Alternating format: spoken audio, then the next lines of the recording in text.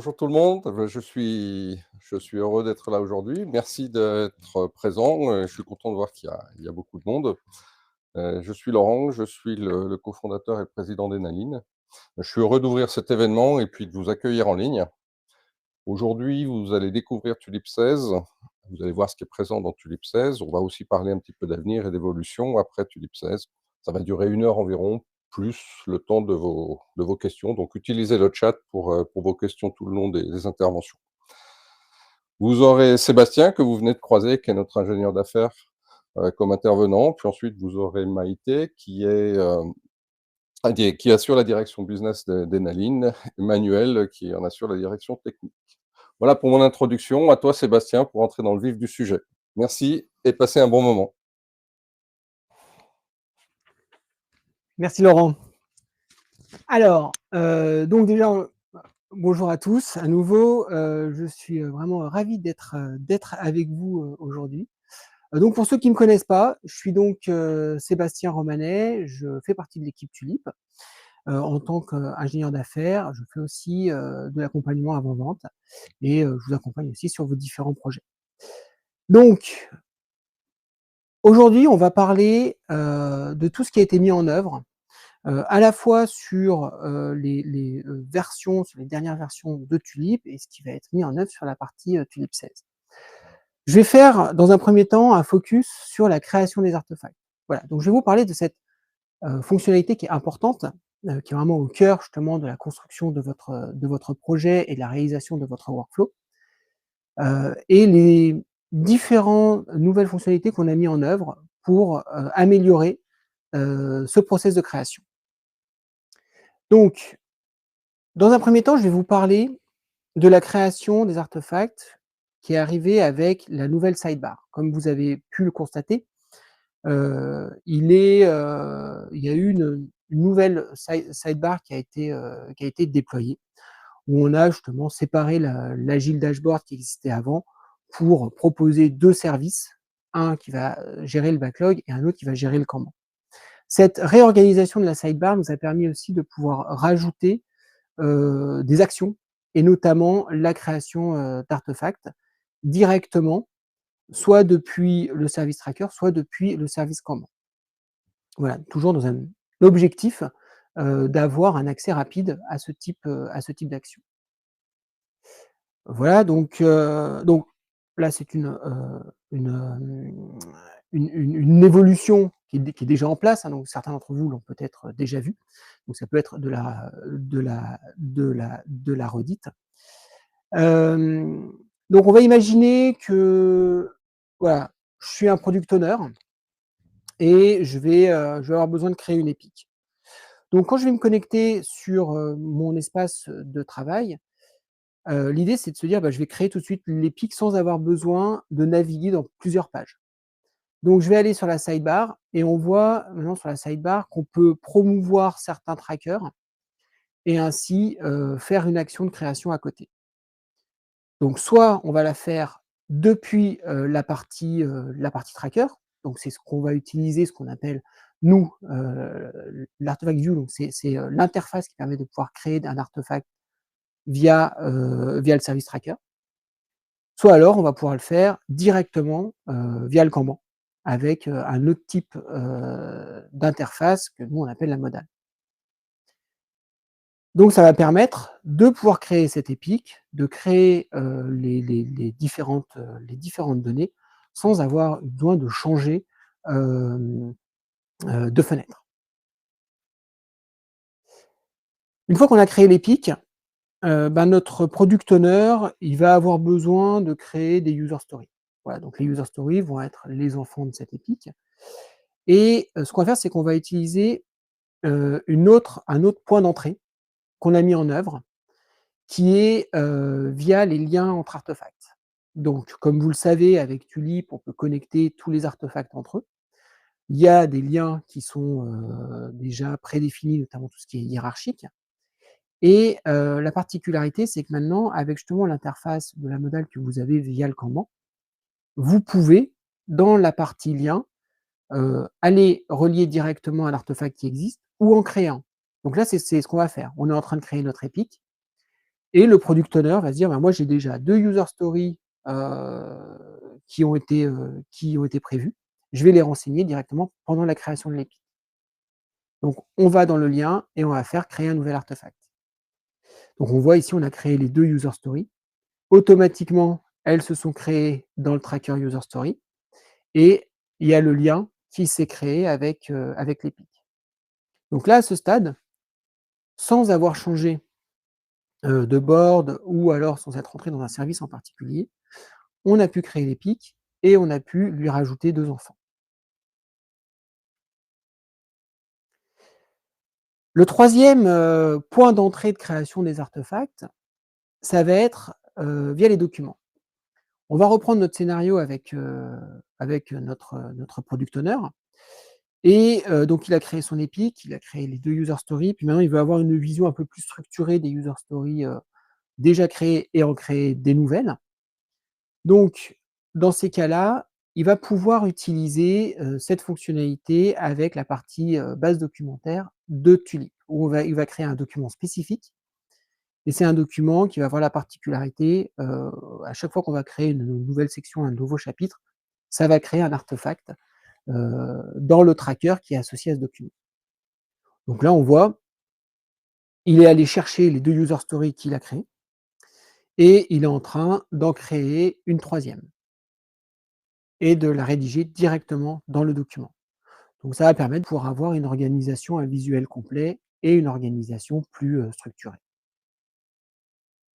Une fois qu'il a saisi les données liées à ces nouvelles user stories, comme précédemment, elles vont être créées dans le tracker et ensuite elles vont pouvoir être manipulées comme n'importe quel artefact.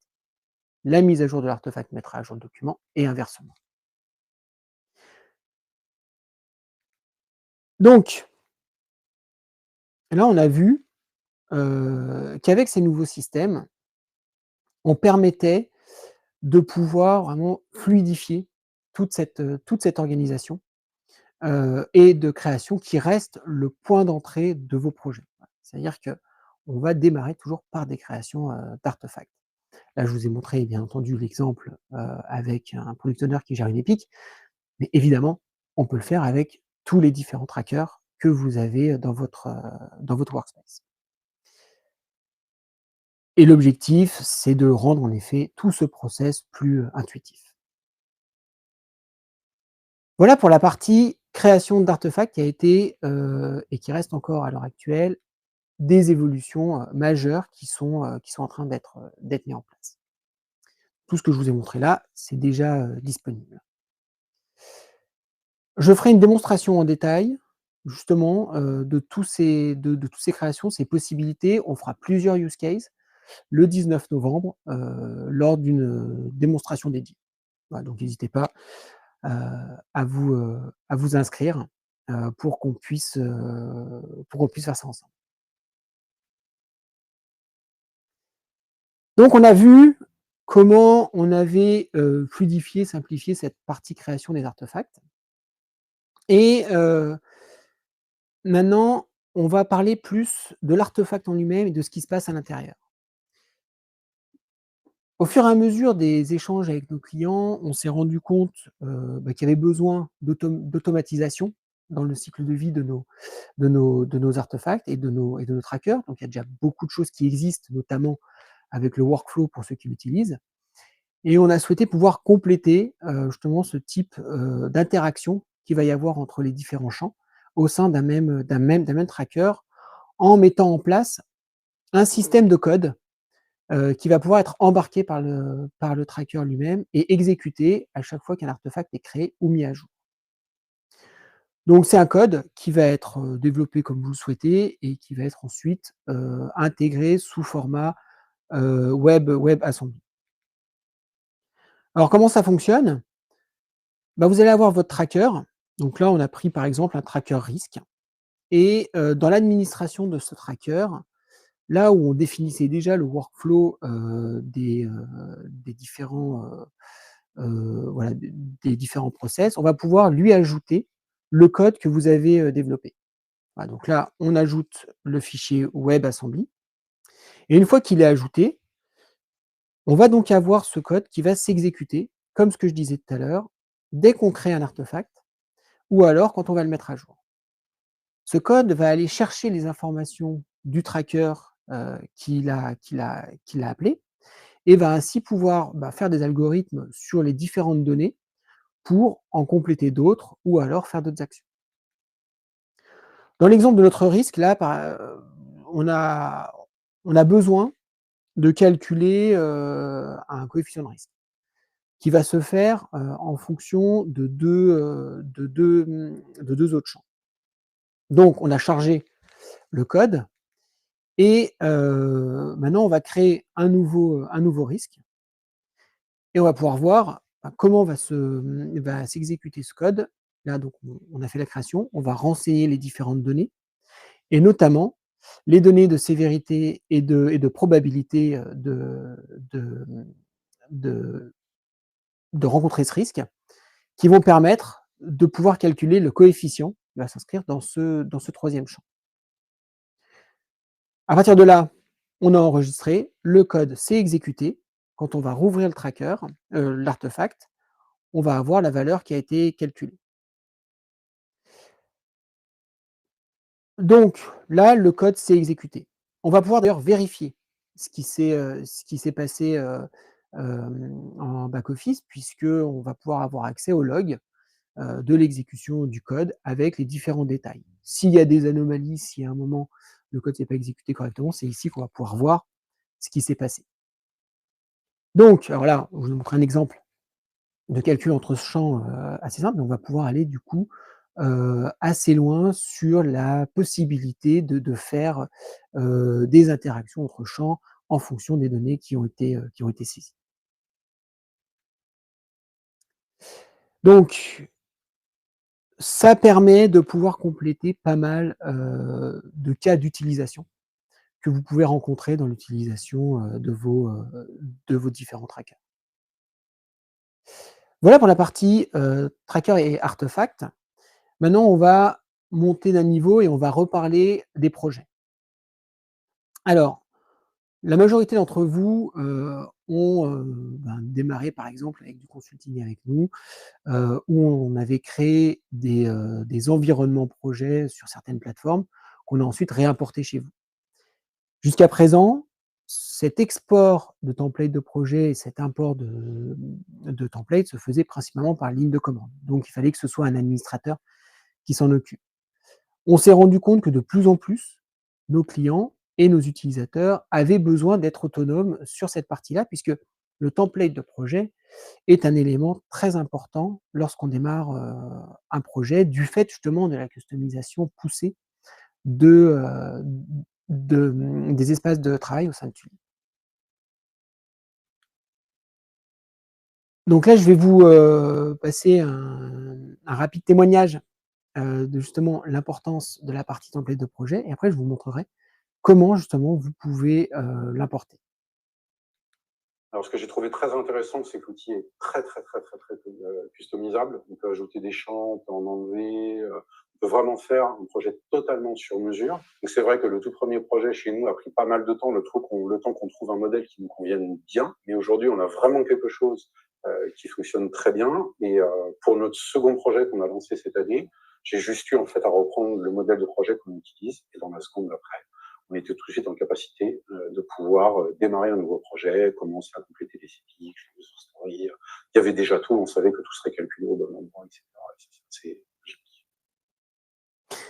Voilà, donc ce témoignage de Yves, que nous remercions, montre justement l'importance de cette partie template, puisqu'il va y avoir beaucoup de travail qui va être fait en amont lorsqu'on va concevoir déjà nos premiers projets, qu'on va les optimiser au fur et à mesure de façon itérative des différentes releases que l'on aura été amené à mettre en œuvre. Et donc, quand on va vouloir le dupliquer, ça va être utile de pouvoir repartir d'une base qui est maîtrisée. Donc, comment vous allez pouvoir maintenant charger ces projets? On va aller dans le quatrième onglet lorsque vous démarrez un nouveau projet. Voilà, donc il y a il va y avoir vos templates à vous. il y a les templates Tulip et les templates Safe pour l'agilité à l'échelle. Et donc, il y a le 4e pour les utilisateurs avancés, c'est celui que vous utilisiez jusqu'à présent lorsque vous alliez chercher un des projets sur lesquels vous étiez administrateur pour pouvoir dupliquer sa structure. Ça va être le même principe, sauf que là, du coup, vous allez chercher le fichier que vous avez extrait. L'extraction l'export justement d'une structure de projet se fait via la plateforme d'administration de votre projet. Donc vous pouvez en être autonome à partir du moment où vous avez cet accès. Si c'est une autre personne qui est justement administrateur de ce template qui vous plaît, vous pouvez lui demander qui vous l'extrait et ainsi va vous l'envoyer, vous allez pouvoir le charger et démarrer comme n'importe quel autre projet. Voilà, donc c'est via ce bouton-là que vous allez pouvoir charger les fichiers. Tulip va faire une analyse derrière et ensuite votre projet sera prêt à être utilisé. Je vais terminer sur l'évolution du Cross Tracker Search. Voilà, donc c'est un chantier qui a été démarré. Le Cross Tracker Search a évolué, je vais vous montrer comment. Et ensuite, je vais vous expliquer à la base de quoi il va être. Donc, je pense que beaucoup d'entre vous connaissent déjà le Cross Tracker Search. C'est un widget qui existe depuis un moment, qui permet d'aller chercher des trackers sur n'importe quel type de projet et n'importe quel type de tracker aussi, auquel évidemment vous avez accès via les permissions. Cet outil est puissant parce qu'il va chercher, il va pouvoir remonter ces différentes informations. À l'heure actuelle, il avait quelques limites, notamment la première, c'était que les critères de recherche ne pouvaient se faire que sur les sémantiques. Voilà, donc pour rappeler les sémantiques, c'est justement les rôles que l'on a donnés à certains champs dans notre tracker qui vont être communs à l'ensemble des trackers au sein de Tulip. D'où la raison pour laquelle on avait fait cette recherche sur ces sémantiques-là, puisqu'on savait de ce fait que ça allait être des champs communs entre eux. Mais c'est vrai que ça allait à l'encontre au principe de la customisation qu'on propose auprès de nos utilisateurs pour justement rajouter autant d'informations qu'ils souhaitent au niveau de leur définition de tracker. Même principe sur l'affichage. Donc une fois qu'on avait fait nos recherches, les colonnes étaient figées, c'est-à-dire qu'il n'y avait que ces colonnes-là qui pouvaient être affichées. Donc, il était toutefois utilisé tout de même pour aller justement et avoir les liens vers les différents trackers qu'on recherchait, mais on n'allait pas pouvoir avoir l'ensemble des données exhaustives qu'on cherchait à récupérer. Donc, on l'a fait évoluer. On l'a fait évoluer avec une redéfinition des requêtes de recherche. Donc, je pense que certains d'entre vous connaissent le TQL. Pour ceux qui ne connaissent pas, ça s'appelle le Tulip Query Language. C'est ce qui va vous permettre de pouvoir créer une requête, un peu sur le modèle SQL, pour aller chercher ces différentes données dont vous avez besoin. Donc, vous voyez le nouveau TQL qui a été mis en place, on a utilisé le principe de SQL avec le select, from where et order by. Donc, le select qui va vous permettre justement là de sélectionner les colonnes que vous allez vouloir afficher. Donc, comment ça va fonctionner? Vous allez tout simplement saisir, on va garder le principe des sémantiques, puisque ça, ce sont celles qui sont déjà prédéfinies. Et ensuite, tous les champs spécifiques, vous allez pouvoir les renseigner en disant « je veux récupérer cette information de tel champ ». Voilà. S'il est présent dans le tracker, il va la chercher. S'il n'est pas présent, il mettra un champ vide. Le from, donc, c'est où on va aller chercher ces différentes informations. Donc là, on va préciser les projets. Donc les projets, on va pouvoir donner le nom du projet, le type de projet, voilà, des catégories de projets, etc. Dans les cas des programmes, on va pouvoir aussi lui dire va chercher toutes les informations dans les projets qui te sont rattachés. Et puis évidemment, on va aller chercher aussi, on va lui dire quel type de tracker on va vouloir récupérer. Et le where, ça va être nos critères, voilà, les filtres qui vont nous permettre de dire je veux pour tel projet les trackers qui sont ouverts, qui me sont assignés à moi, qu'on démarrait depuis le début du mois, etc. Et enfin, l'order by qui va nous permettre de pouvoir afficher le tri, voilà, en fonction des différents champs qu'on est allé chercher.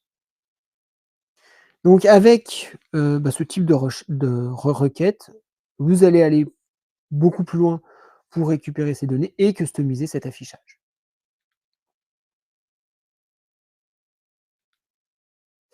Donc, comment à l'heure actuelle vous pouvez déjà mettre en place ce Cross Tracker Search?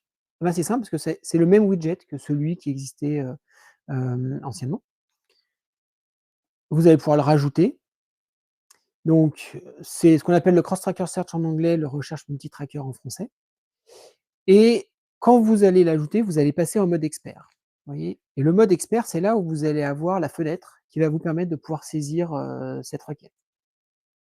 Donc, là, on est sur un exemple où on va définir, donc vous voyez tout ce qui était en marron, c'est justement lié plutôt à des champs qui sont prédéfinis, soit les sémantiques, soit des champs qui sont préconfigurés.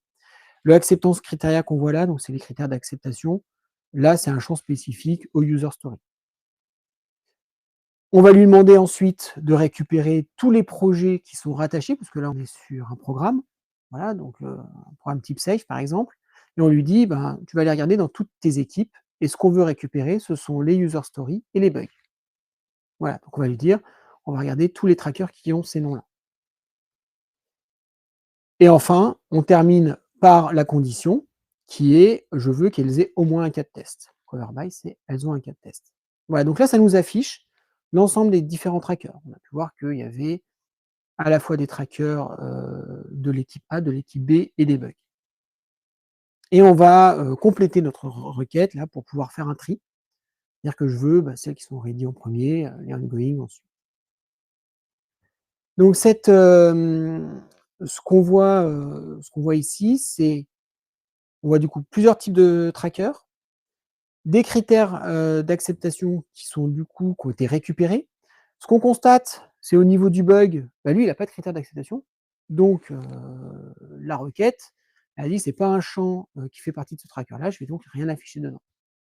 Et c'est comme ça qu'on va pouvoir construire nos différentes requêtes pour avoir toutes ces données et ensuite les récupérer. Donc, un autre cas, un autre type d'exemple, même principe, on repart sur le select avec toute une liste de champs qui font partie de la sémantique. On rajoute la sévérité. Voilà, donc là, on est typiquement sur des bugs. Et on va plutôt faire là, ici, des statuts. Justement, là, on va vouloir tous ceux qui sont ouverts. C'est-à-dire que, en gros, dans la sémantique, on a défini que le statut en cours à faire, etc., était considéré comme ouvert. Et on va vouloir les trier par les personnes à qui ils sont assignés. Et ce qu'on se dit là, c'est de se dire, on va faire une requête un peu plus dynamique. C'est-à-dire que c'est une requête qu'on va partager avec tout le monde et on va lui dire, moi, ce que je veux maintenant, c'est qu'ils vont être assignés à la personne qui exécute cette requête. Voilà. Donc, c'est myself. Donc là, ça va être l'utilisateur qui va avoir ces bugs qui lui sont assignés. Mais si ça avait été moi qui me connectais à ce moment-là, ça aurait été les miens. Voilà. Donc là, c'est plutôt dynamique. Ça va prendre en compte les paramètres extérieurs au projet.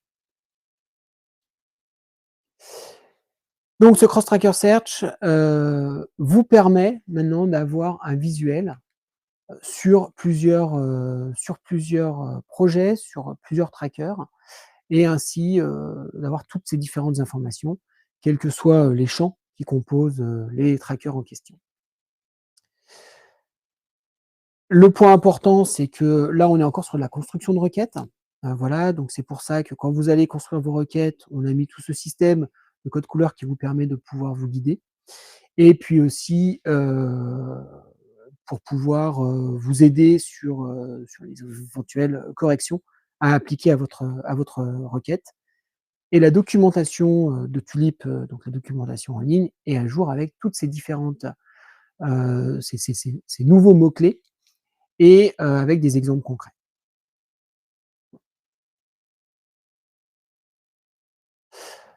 Donc, comme pour la création des artefacts, nous avons prévu une démo spécifique sur le Cross Tracker Search. Comme ça, on va pouvoir le manipuler ensemble.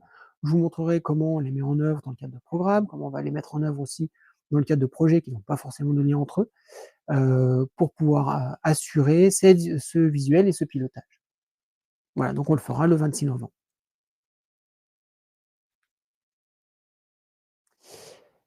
Alors, on a mis en place le Cross Tracker Search, mais c'est qu'un début. Voilà, c'est qu'un début, donc là, à l'heure actuelle, vous pouvez déjà l'utiliser. Mais ça va être le début de la mise en place d'un process de visualisation beaucoup plus large de nos trackers et du multi-tracker. Donc l'avenir du cross-tracker search, ça va être, en gros, ce qu'on va souhaiter, c'est que ça devienne la brique, les fondations d'une organisation qui va permettre de pouvoir rajouter des modules de visualisation autour de nos différents trackers. Donc on voit là, il y a le cross-tracker search qui a été fait. On a mis en place tout ce processus de recherche améliorée.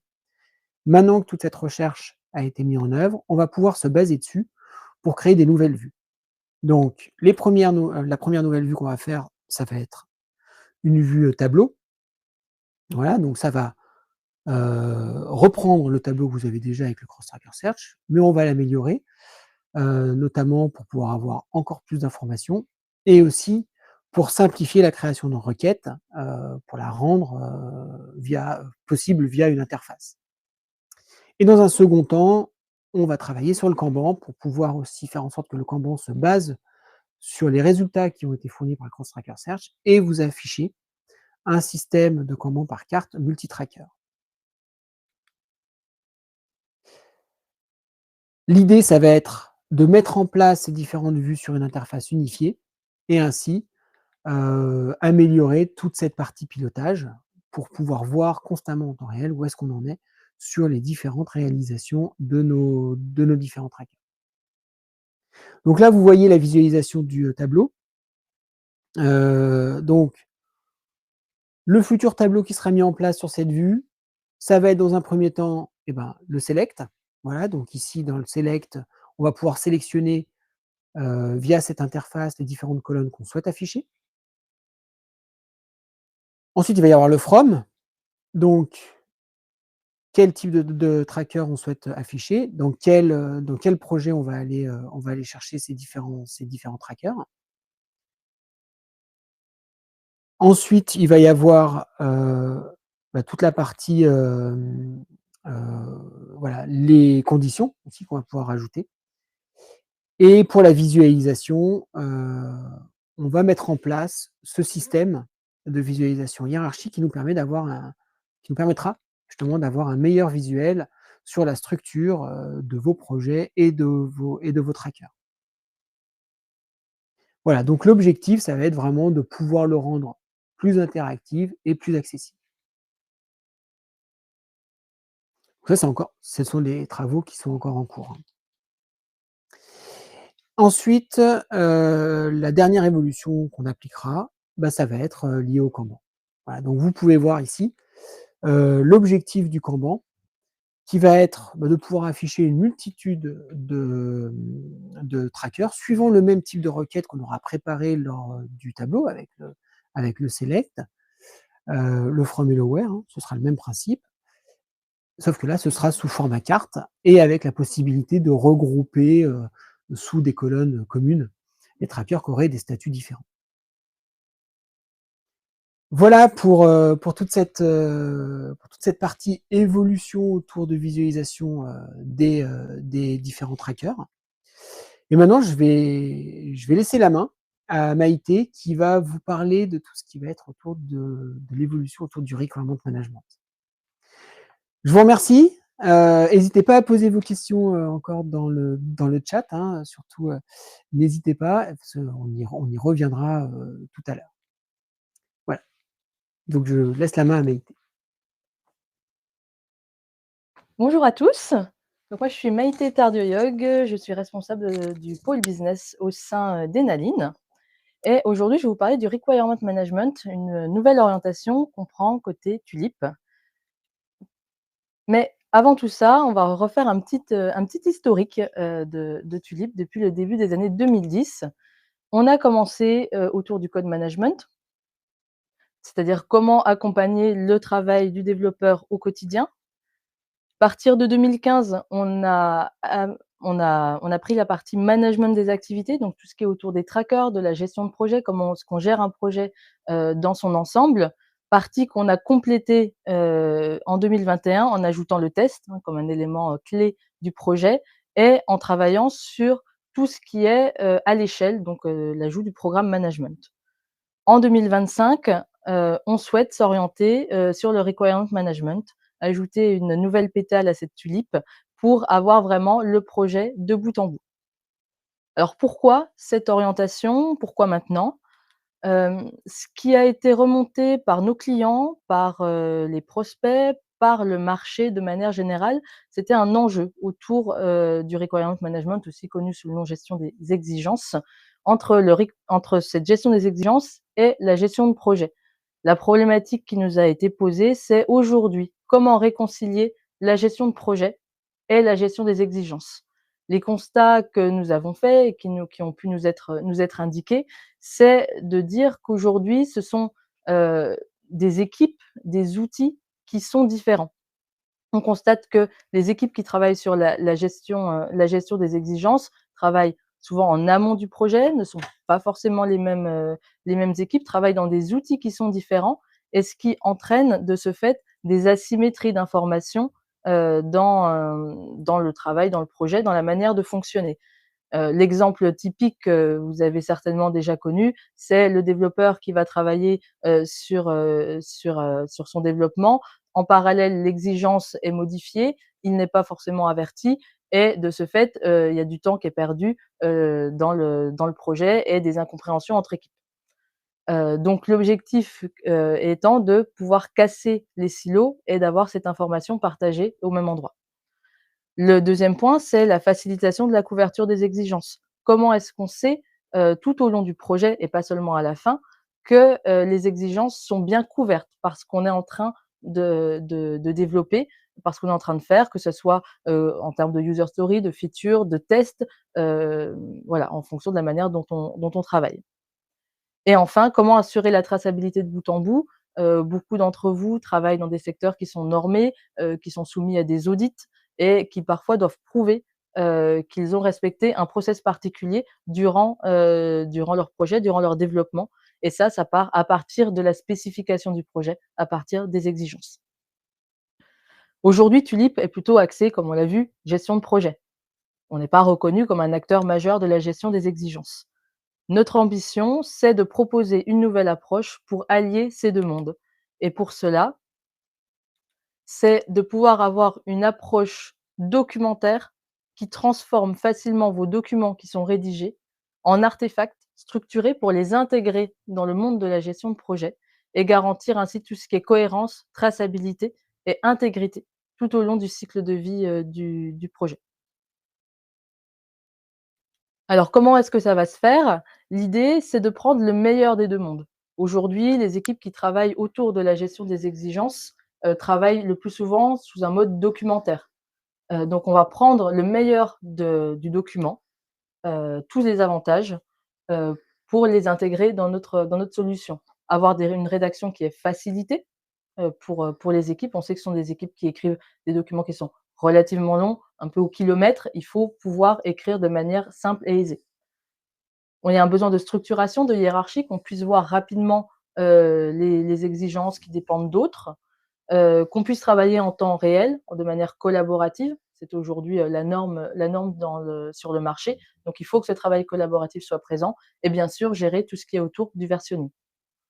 Donc, on prend ces avantages-là et on les couple avec la force de Tulip aujourd'hui, la force de ces trackers, qui permet, Tulip outil tout en un, d'aligner l'ensemble des équipes projet, d'avoir l'ensemble des informations à un même endroit, être averti de ce qui se passe sur sur un autre tracker par les notifications. Avoir également un suivi quotidien et du reporting qui est facilité, c'est-à-dire que tous les outils que vous utilisez aujourd'hui pourront être utilisés également dans le cadre de la gestion des exigences, dans ces exigences qui s'intègrent de ce fait au mode projet, donc le Kanban, le taskboard, la roadmap, le mode programme. Tout cela sera bien sûr disponible et vous bénéficierez aussi de la flexibilité et de la customisation qui est possible avec Tulip. Le tout pour pouvoir assurer traçabilité et fiabilité tout au long du projet, en partant vraiment de cette gestion des exigences pour arriver jusqu'à la livraison et tous les cycles d'itération qu'il peut y avoir entre. Bon, ça c'est beaucoup de blabla, c'est assez théorique. Je vais laisser la parole à Manuel Vasselet, donc qui est CTO de Tulip et qui va vous montrer comment est-ce qu'on a mis cela en œuvre de manière concrète dans Tulip. Hop. Bonjour à toutes et bonjour à tous. Donc, moi, je vais vous montrer où on en est et ce qu'on prévoit sur le sujet du requirement management. Donc, dans un premier temps, en fait, il faut qu'on définisse ce que sont les fondations du produit requirement management. Donc déjà, il y avait une première étape qui était la faisabilité en fait de cette grande idée qui était de réconcilier la gestion de projet et la gestion des exigences. Donc ça, c'est ce qui nous a animé une bonne partie de cette année et qui est déjà disponible en Tulip 16.0. C'est comment on peut arriver à avoir une approche documentaire avec comme support d'enregistrement, on va dire, les artefacts. Donc ça, c'est la première étape, mais ce n'est pas du requirement management. C'est éventuellement, dans une certaine mesure, la possibilité de rédiger des documents, mais on est très loin du requirement management. Donc ce qu'on définit comme étant les fondations, en fait, c'est ce qui va nous animer à partir de maintenant et un petit peu plus tard, évidemment, puisque ça va prendre un tout petit peu de temps pour faire quelque chose de suffisamment consistant. Donc cette fondation, ou phase 1, en fait, elle va apporter la structuration des documents, le fait de pouvoir afficher des informations qui viennent des artefacts directement dans les documents, le fait de pouvoir modifier les artefacts aussi plus facilement, de collaborer et de faire des commentaires. Ça, c'est un petit peu la perspective de se dire, cette étape-là, c'est le minimum dont on a besoin pour être perçu comme étant crédible pour faire de la gestion des exigences. Donc, je vais vous présenter les deux éléments. Dans un premier temps, je vais vous présenter ce qui est déjà disponible en Tulip 16.0, et puis après, on passera plutôt sur un mode mock-up pour ce qui va venir juste après. Hop, alors, je vais lancer la vidéo. Elle est à l'envers. Hop. Donc, où on est? Donc là, vous reconnaissez le dashboard de Tulip, et on va basculer dans le mode documentaire, puisqu'on a dit qu'on avait une approche document. Donc, on va créer un nouveau type de document, et ce nouveau type de document, c'est un Artidoc. Donc, vous avez peut-être vu dans les release notes parler d'Artidoc, et bien c'est ce nouveau module qui va avoir comme support, qui va être le support plus tard de la gestion des exigences. Donc, je crée mon document. Et une fois que le document est créé, je bascule, je vais faire une toute petite pause ici, je bascule dans un mode de configuration pour associer à mon document un tracker, puisqu'en fait, là, mon idée, c'est que je vais créer des user stories, et je vais en faire donc un Artidoc. Hop. Donc, j'enregistre cette configuration. Hop, encore une petite pause. Donc, ce qu'on voit ici, c'est l'interface de création, donc extrêmement simplifiée par rapport à une création d'artefacts traditionnels, puisqu'on va réduire à cette étape-là l'artefact à sa portion la plus restrictive dans le contexte d'un document, c'est-à-dire un titre et une description. Donc là, je vais créer un certain nombre de... je vais créer trois user stories. Donc là, j'ai rentré un titre. Je vais rentrer également une description. Donc on peut voir que j'ai accès à l'ensemble des éléments qui me sont offerts également quand je crée des user stories, soit via l'artefact modal ou soit via l'artefact view. Donc je peux faire du formatting, je peux structurer ma donnée comme j'en ai envie. Donc là, on crée la troisième. Hop là. Et donc, par exemple, je peux rajouter ici une image. Je peux rajouter également du formatage en mode passé en gras, etc. Donc, on ne va pas rentrer dans le détail, mais surtout, je vais pouvoir basculer côté artefact. Donc, c'est un vrai artefact qui est créé dans un vrai tracker de user story. C'est pas un tracker limité qui ne fonctionnerait qu'avec un titre ou une description. C'est le tracker de user story standard que vous pourrez retrouver dans les templates Tulip. Donc, on a l'ensemble des métadatas. Et là, par exemple, c'est quelque chose que j'avais rajouté dans mon tracker de user story. J'ai vraiment accès à l'ensemble des informations et des capacités de mon tracker de user story. Donc ça, c'est l'état courant que vous pouvez déjà utiliser. On appelle ça encore une tech preview, principalement parce que à cette étape, on s'est concentré sur la faisabilité technique, valider que notre approche elle était correcte, pour construire la suite des événements. Et c'est ce que je vais vous montrer maintenant. Donc, vous voyez qu'on change un petit peu de code couleur, on passe en vert, c'est ce qui va arriver. Donc, je vous préviens, c'est pas encore disponible, mais on travaille dessus et normalement, bientôt, vous devriez voir des choses. Donc, on va refaire une petite pause. Déjà, vous pouvez voir que l'interface évolue. Ça, c'est le premier gros changement. C'est que si vous avez bien noté dans la vidéo juste avant, en fait, on manipulait des artefacts, mais on voyait encore un mode de fonctionnement assez technique artefact, c'est-à-dire qu'on devait créer des artefacts, on devait aller éditer explicitement des sections. On est encore loin de la flexibilité qu'offre un document. Donc, ce qu'on voit ici, avec cette nouvelle interface, avec la toolbar de formatting qui est disponible au-dessus, c'est qu'en fait, le document tel qu'il va apparaître d'ici quelques releases, en fait, il n'y aura plus de différence entre le mode d'édition et le mode de lecture. On sera tout le temps en mode lecture ou tout le temps en mode edit, en fonction de comment vous percevez la chose. C'est-à-dire que vous n'aurez pas à basculer explicitement pour faire une modification. Sur ce titre, enfin sur ce document, si vous voulez changer le titre Precision Machining Operator Certification, vous cliquez dedans directement et vous faites la modification. Tulip va détecter que vous êtes en train de faire des modifications et va vous proposer d'enregistrer. Dans les éléments de formatting qui vont venir aussi, on va les enrichir avec notamment l'ajout du support des tables, qui est aussi quelque chose qui est demandé depuis quelque temps. Et ce sera l'occasion aussi d'enrichir les capacités de formatting des artefacts, même en dehors des artidocs. Donc là, ce que je vais vous montrer, donc il y a la partie édition, mais il y a aussi la partie structuration du document, puisqu'en fait, un document, dès qu'il commence à grossir, ou même si on veut donner un petit peu de contexte, on est obligé de vouloir le chapitrer, et c'est la proposition qu'on va vous montrer immédiatement. Donc là, je vais commencer par ajouter de la structure. Donc, la structure, pour nous, c'est quelque chose qui n'est pas un artefact, donc un titre, un texte introductif, ça peut être des termes et definitions, des choses qui, par exemple, ne seraient pas des user stories ou ne seraient pas des exigences. Donc là, typiquement, je rajoute une introduction, je rajoute un contexte. Là, je vais rajouter aussi une section pour regrouper mes requirements et je vais aussi rajouter une spécialisation. Là, ça va être des requirements de type optique. Pour l'instant, ils sont ajoutés les uns après les autres au kilomètre, comme disait Maïté tout à l'heure.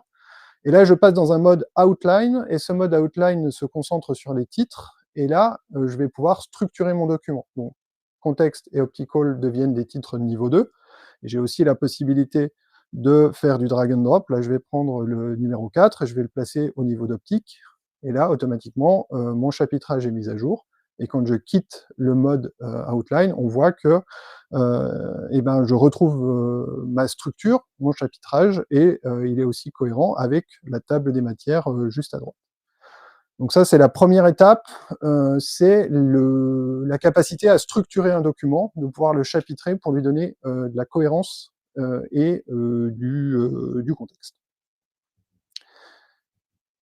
Donc là, on est toujours sur une approche très document. Là, on va basculer sur une approche où on récupère un petit peu de l'information qui vient des artefacts. Parce que la grande force d'enregistrer tout mon document sous forme d'une collection d'artefacts, c'est surtout qu'on va pouvoir s'appuyer sur l'ensemble des champs qui permettent de capturer de l'information dans Tulip, des métadatas, et qui vont pouvoir contextualiser. Typiquement, dans le cadre d'une gestion d'exigence, un élément qui va être important, c'est au moment où je fais ma revue, c'est de savoir si ce que je suis en train de revoir, le statut, il est approved, il est en waiting for approval, en fonction de qui relie. Si c'est quelqu'un qui doit approuver une exigence, par exemple, il va pouvoir passer sur une exigence qui a été déjà approuvée. Si c'est quelqu'un qui est là pour lister un certain nombre de tests, il va peut-être vouloir attendre que l'exigence elle soit approuvée avant de rajouter les tests. Donc, en fonction de comment vous gérez les exigences dans votre entreprise, vous pourrez avoir besoin d'informations qui vont être différentes. Donc là, typiquement, on voit en dessous de chacune des sections qui correspondent à mes exigences, un certain nombre de champs. Donc les champs seront configurables au niveau de l'Artidoc. Et là, on a décidé de voir status, thème, qui l'a créé et la dernière fois où il a été mis à jour. L'autre élément important, et je sais que c'est une demande et un élément qui est cœur dans le fonctionnement de Tulip, c'est tout ce qui va être lien entre artefacts. Donc, bien évidemment, les liens entre artefacts seront pris en compte au niveau de l'Artidoc. Et typiquement, ici, on va pouvoir s'en servir pour voir la connexion entre les différentes exigences. Exemple, pour faire de la couverture entre différents documents de spécification. Le cas classique, c'est j'ai une spécification au niveau système de mon produit, et puis après, je vais avoir des spécifications qui vont être particulières en fonction des différents modules. Je vais avoir une spécification optique, une spécification mécanique, une spécification logicielle. Il va falloir s'assurer que mes exigences au niveau système, elles se retrouvent bien au niveau de mes sous-systèmes et inversement. Donc, on pourra le voir avec les liens entre artefacts à ce niveau-là. On pourra également voir un autre élément extrêmement important, comment mes exigences sont couvertes par des tests, puisque les tests seront visibles au niveau des liens entre artefacts. Donc ça, on n'est pas encore sur du calcul de couverture, ça viendra dans un second temps, mais là, on a déjà l'information de comment les éléments sont liés les uns avec les autres. Et le point suivant, évidemment, quand on fait un document d'une manière générale déjà, très souvent, c'est un support de communication. Donc, communication, ça veut dire échange, et donc la possibilité de faire des commentaires est un élément crucial. Donc là, on voit sur ce mock-up deux éléments différents. On voit déjà la collaboration en temps réel, qui va être un élément important dans la capacité de fournir un outil qui soit moderne et facile et pratique à utiliser pour coélaborer autour de la création des différentes exigences. Et puis, il y aura aussi la possibilité de faire du commentaire quand on n'est plus exactement dans la coélaboration, mais quand on est dans la revue. Ou alors, si on a un process qui est asynchrone entre le moment où on rédige et le moment où on valide, on aura un système de commentaires qui va nous permettre d'échanger sur les exigences, quelque chose d'assez classique dans une approche documentaire. Donc, ça, c'est les grandes lignes de ce qui va arriver très prochainement sur Artidoc et sur la gestion des exigences. Donc, ça arrive quand? C'est la grande question. Donc, vous l'avez compris, la Tech Preview, elle est déjà disponible en 16.0. Donc, pour la partie création documentaire pure, et la partie fondation, la première phase qui correspond pour nous au minimal pour de la gestion des exigences telle qu'on l'a perçue avec les différents échanges que l'on a menés avec nos clients, avec les prospects, avec des analystes. En fonction, en fait, la gestion des exigences, c'est quand même quelque chose d'assez complexe, et en fonction du contexte, il peut y avoir des attentes qui sont différentes. C'est-à-dire, peut-être que pour une partie d'entre vous, en fait, la gestion des exigences et Artidoc tel qu'il existe aujourd'hui suffit largement pour faire de la gestion d'exigences. Sur des projets relativement simples, peut-être que c'est suffisant. Pour des projets extrêmement complexes, peut-être même que les fondations ne seront pas suffisantes. On va dire que on a essayé de ménager la chèvre et le chou, et les fondations, cette première étape, pour nous, ça correspond à ce que la majorité des utilisateurs vont avoir besoin. Donc après, vous pourrez le déployer chez vous à n'importe quelle étape, puisqu'on va continuer à livrer les choses progressivement. Mais on va dire pour nous, notamment en termes de communication et en termes d'aide autour d'Artidoc, on considère que c'est le lot 1 qui va être le début du travail, enfin du travail de communication autour de la gestion des exigences dans Tulip. Donc ça va être livré au cours des différentes releases 16.x. Une fois que ces éléments seront mis à disposition, on pourra travailler sur les fonctionnalités par-dessus, j'ai envie de dire, c'est-à-dire tout ce qui va être couverture des différentes exigences, couverture des tests, sur la validation, sur la gestion des baselines. Disons que d'un point de vue temporel, ça vient forcément dans un second temps, puisque ça sert à rien d'avoir de la couverture tant qu'on n'a pas rédigé les exigences quelque part. Donc, la partie fondation, c'est vraiment d'être capable de fournir des conditions idéales pour rédiger des exigences. La partie 2, les fonctionnalités avancées, c'est s'appuyer sur ces exigences qui sont enregistrées dans Tulip pour faire l'ensemble des fonctionnalités avancées. Voilà. Pour conclure, vous l'avez compris, l'année 2025, enfin la fin de l'année 2024 et l'année 2025 vont être guidées par deux gros piliers, tout ce qui est autour de Super Tracker, Super Kanban, donc les extensions de Cross Tracker Search et de Super Tableau, et dans un second temps, en parallèle, pardon, tout ce qui va être autour de la gestion des exigences et de Super Tableau. Donc ça, c'est ce qui va nous animer principalement.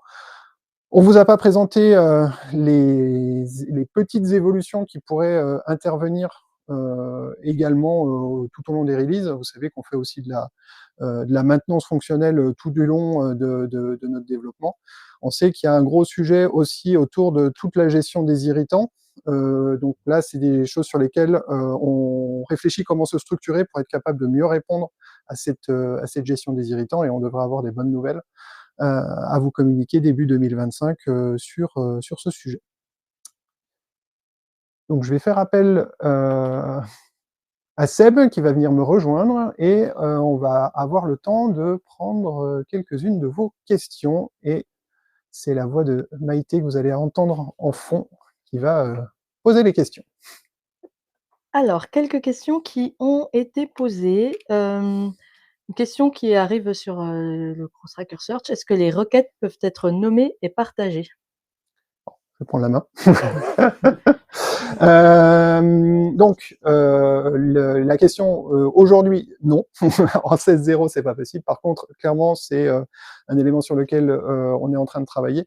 On a, justement, pour faire écho à ce que je disais juste avant, on traite un irritant là en ce moment, et qui va arriver très rapidement sur la gestion des notifications dans les trackers et les pull requests pour pouvoir mentionner les utilisateurs et pouvoir réduire les volumes de mails. On sait que c'est quelque chose qui revient très régulièrement sur le tableau pour améliorer le fonctionnel de Tulip. Donc, à très court terme, on traite ce sujet des notifications, mais juste après, on va remettre un coup de collier sur Cross Tracker Search, et avec effectivement la possibilité non seulement de nommer les requêtes, mais aussi de les rendre plus facilement accessibles, de pouvoir changer de requête, de mettre à jour les templates de projets pour qu'ils puissent bénéficier de Cross Tracker Search, et également faciliter la duplication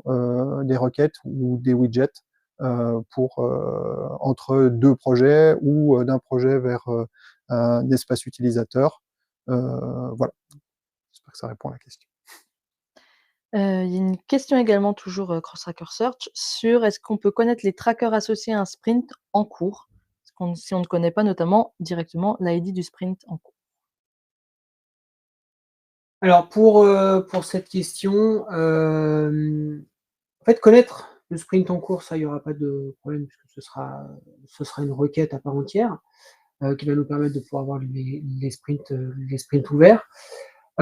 Pour avoir en fait cette association entre les deux, dans ces cas-là, il va falloir qu'on voit si on met un système de jointure en fait entre les différents résultats, ce qui n'est pas actuellement le cas. Voilà, donc pour un cas de ce type-là, nous ce qu'on préconisera, ce sera plutôt en effet d'aller chercher le sprint en cours et ensuite de pouvoir voir à l'intérieur les différents trackers qui ont été embarqués. Après, n'hésitez pas à remonter les besoins comme Tout à ceci, fait. parce que ça nous guide aussi sur la construction de la roadmap. La roadmap, elle n'est pas affichée. On vous a présenté nos grandes orientations et les engagements qu'on prend aujourd'hui sur les futures releases. C'est typiquement autour de TQL et de Cross Tracker Search, on sait que même si c'est une étape qui est significative dans l'avancée de Tulip, on n'en est qu'au début. Il ne faut pas hésiter à remonter les besoins pour qu'on puisse adapter et enrichir TQL pour, pour correspondre au plus grand nombre, tout en sachant qu'effectivement, à court terme, le travail, c'est de faciliter l'accès à Cross Tracker Search pour que plus d'utilisateurs puissent en bénéficier. Mais dans un second temps, il y aura également l'enrichissement du langage. Voilà, tout à fait. Puis après, il y aura aussi le tableau qui viendra dessus, où là, on pourra aussi rajouter ce côté lien entre les artefacts. Question sur notre roadmap. Est-ce que la gestion des ressources au centre capacité est prévue au sein de celle-ci? Alors, à court terme, non, il n'y a pas de gestion de ressources qui est prévue. C'est pas un sujet qu'on a prévu de traiter à court terme. On reste ouvert aux besoins du marché. Mais il y a 2 éléments. Déjà, un, de toute façon, on n'aura pas la capacité de traiter dans l'année à venir un 3e gros sujet en parallèle de celui existant. Mais par contre, potentiellement, c'est quelque chose sur lequel on pourrait se pencher plus tard. Tout à fait. C'est des éléments qui sont toujours intéressants aussi, c'est de voir justement le besoin que vous allez avoir avec cette gestion des ressources. Après, il y a de temps en temps aussi des solutions qui peuvent être trouvées dans la configuration même de votre projet, qui peut aussi remonter certaines informations dont vous allez avoir besoin pour cette partie gestion. Donc à chaque fois, en fait, on est sur des cas qui sont de toute façon assez particuliers. Certains vont en effet nécessiter vraiment l'ensemble de ce que va proposer un outil spécialisé là-dedans, mais d'autres où ça va être, par exemple, si c'est plutôt une répartition de ressources entre plusieurs projets. Là, on va peut-être pouvoir le configurer, le modéliser. Donc, ça, on peut en parler ensemble. Je vais passer à des questions plus autour de la gestion des exigences. Est-ce que dans les exigences, on pourra aussi inclure des features puis des user stories? Oui, tout à fait.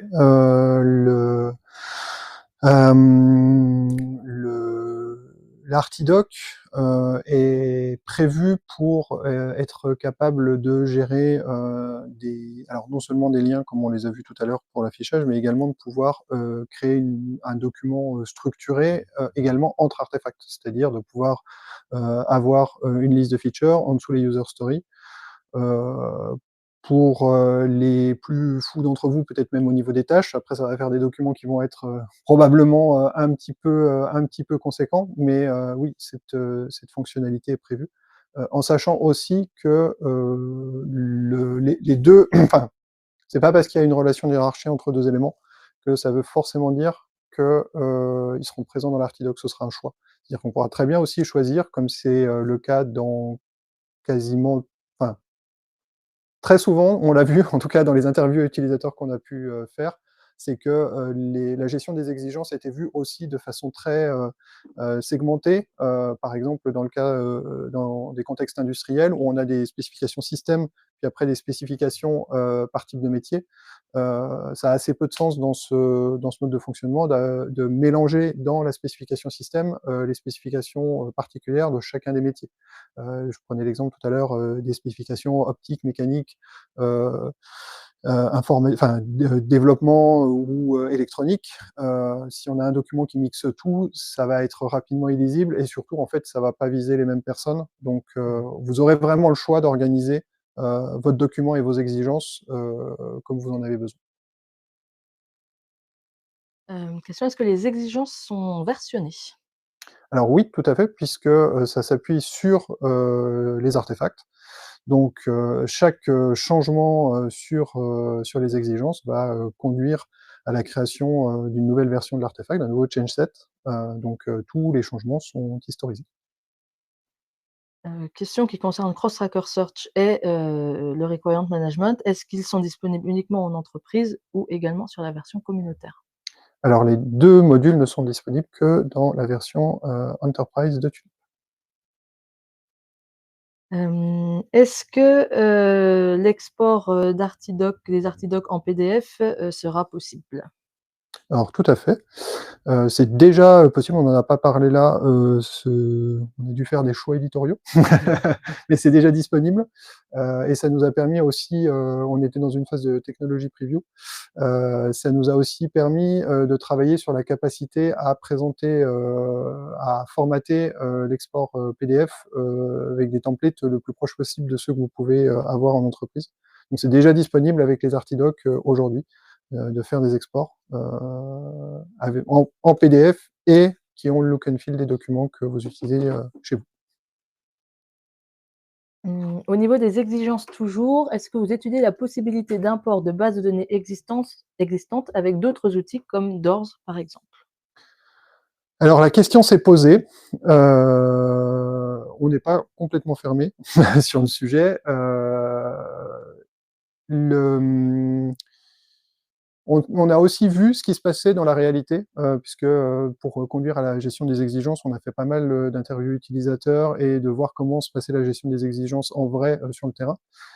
Et on a aussi vu que les imports automatiques avaient leurs limites et que bien souvent, en fait, les imports se finissaient en faisant des séries de copier-coller parce qu'en fait, l'import automatique créait une chose qu'il fallait complètement retravailler à l'intérieur à l'intérieur du système cible et que c'était pas forcément un gain de temps.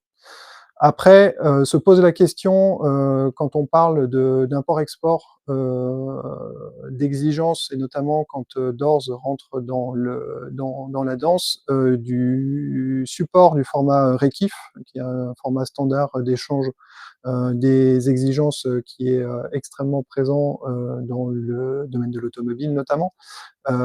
Aujourd'hui, c'est pas prévu dans la partie fondation, mais clairement dans les fonctionnalités avancées qui viendront plus tard, ça fait clairement partie des sujets qu'on compte adresser. Question encore, est-ce que les évolutions qu'on a présentées seront disponibles dans tous les projets ou uniquement les nouveaux projets? Bon, allez, Dans vas-y. tous les projets.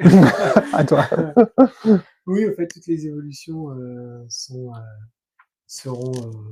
pourront être activées, que ce soit sur les widgets ou en mode service, dans chaque projet, que ce soit les anciens comme les nouveaux. Comme les évolutions que vous avez pu avoir précédemment quand on en avait rajouté. Et les éléments fonctionnent ensemble, c'est-à-dire que les artefacts que vous créez ou que vous importez dans un Artidoc, vous pouvez aussi les traiter en mode recherche avec le Cross-Tracker Search. Vous pouvez très bien créer un Artidoc aujourd'hui et importer des artefacts qui ont 10 ans, qui sont déjà présents dans votre plateforme. Il n'y a pas de limitation et on n'impose pas le fait de créer des nouveaux artefacts, par exemple, dans ce contexte-là. Ou les cross-tracker search, par exemple, fonctionnent avec les datas qui existent sur votre plateforme depuis plus de 10 ou 15 ans pour les plus anciennes.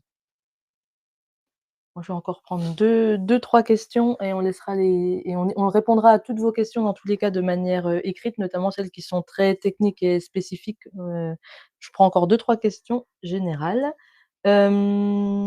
Là, c'est plus autour des Tulip Functions. Quelle est la porte d'accès du code? Est-ce uniquement les champs du tracker concernés? Est-il possible d'envisager une récupération des informations de time tracking pour les reporter dans un champ du tracker? Alors, aujourd'hui, c'est uniquement les champs de l'artefact. En fait, c'est la représentation, On va rentrer un petit peu dans la technique.